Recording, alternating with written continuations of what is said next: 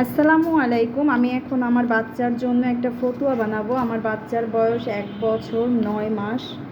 তো ওর জন্য একটা ফতুয়া বানাবো টুকরা কাপড় দিয়ে। এটা হচ্ছে আমি এক কাস্টমারের জন্য কামিজ কেটেছিলাম। তো কামিজ কাটার পরে আমি দেখলাম যে কাপড়টা রিজেক্ট, যার কারণে এখন এটা আমি কী কাজে লাগাবো। তো আমার বাচ্চার জন্য এখন আমি ফতুয়া বানিয়ে ফেলবো।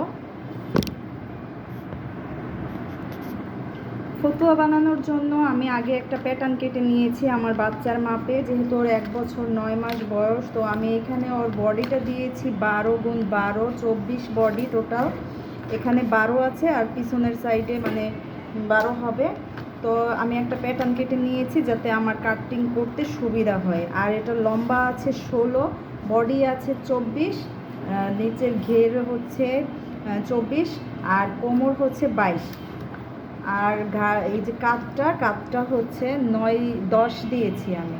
10-এর একটু কম আছে, সামান্য একটু, মানে 9.5। তো আমি আগে এরকম প্যাটার্নটা রেখে তারপর চারপাশে মার্ক করে নিব। আমি আগে পিছনের সাইডটা কাটবো, পিছনের সাইডটা আগে কেটে নিব, তারপরে আমি সামনের সাইডটা কাটবো। আমি এখানে আগে মার্ক করে নিচ্ছি চারপাশ থেকে সুন্দর করে দাগ দিয়ে। আমি চারপাশ থেকে মার্ক করে নিলাম। এখন কাটিংয়ের পালা। আমি যা মার্ক করেছি তার থেকে 1/2 ইঞ্চি বাইরে থেকে আমি কাটিং করব। সেলাইয়ের জন্য আমার 1/2 ইঞ্চি কাপড় বেশি রাখতে হবে। আর এই পিছনের গলাটা কিন্তু উঠানো হবে, সামনের গলাটা পিছনের থেকে একটু ডিপ হবে।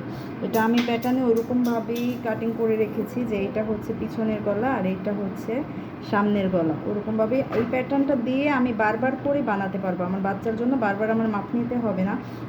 ও এতটুকু মানে 2 বছর 2.5 বছরের বাচ্চারাও এই মাপের ফতুয়া করতে পারবে। তো আমি যতবার বানাবো আমি এই প্যাটার্নটা দিয়েই বানাতে পারবো। আমার বারবার আর এটা মাপ নিতে হবে না। এটা হচ্ছে একটা সুবিধা প্যাটার্ন বানিয়ে রাখার।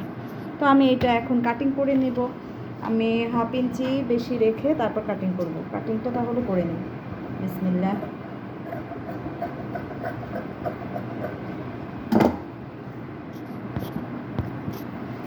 আমি পিছনের সাইডটা কেটে নিয়েছি। এখন এরকম করেই আমি সামনের সাইডটাও কেটে নিব। তো সামনের সাইডটায় আমি এখানে 2 ইঞ্চি কাপড় বেশি নেব।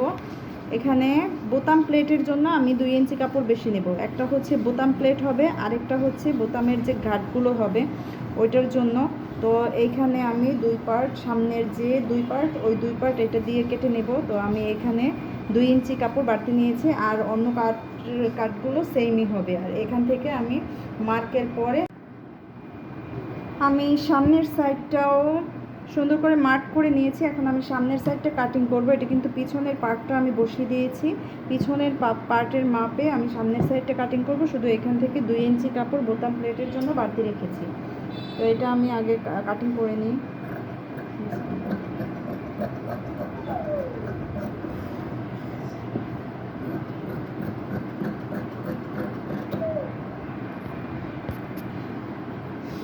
এখন আমি গলাটা কাটিং করে নেব। পিছনের গলাটা ওঠানো ছিল আর সামনের গলাটা কিন্তু আমি একটু ডিপ করে দিয়েছি। এখানে আমি কত ইঞ্চি ডিপ নিয়েছি দেখিয়ে দিচ্ছি। এখানে আমি 2.5 ইঞ্চি ডিপ নিয়েছি, 2.5 ইঞ্চি।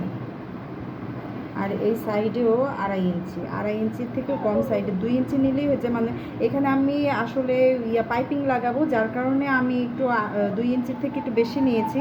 এখানে পাইপিং না লাগালে যদি এমনি পট্টি দেওয়া হয় তাহলে একটু 2 ইঞ্চি নিলেই হয়ে যায়। আচ্ছা, তাহলে আমি এটার কেটে নিই, গলাটা কেটে নিই।